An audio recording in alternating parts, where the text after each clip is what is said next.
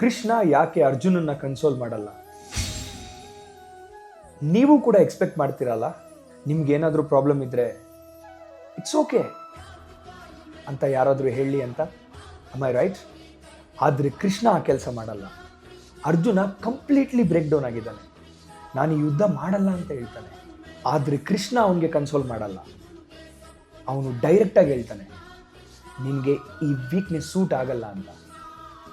ಲೈಫಲ್ಲಿ ಕೆಲವೊಮ್ಮೆ ನಮಗೆ ಕಂಫರ್ಟ್ ಬೇಡ, ಕ್ಲಾರಿಟಿ ಅನ್ನೋದು ಒಂದು ಬೇಕು. ಕಂಫರ್ಟ್ ಅನ್ನೋದು ಸ್ವಲ್ಪ ಕಾಲ ಖುಷಿ ಕೊಡುತ್ತೆ, ಆದರೆ ಕ್ಲಾರಿಟಿ ಅನ್ನೋದು ಲೈಫ್ ಚೇಂಜ್ ಮಾಡುತ್ತೆ.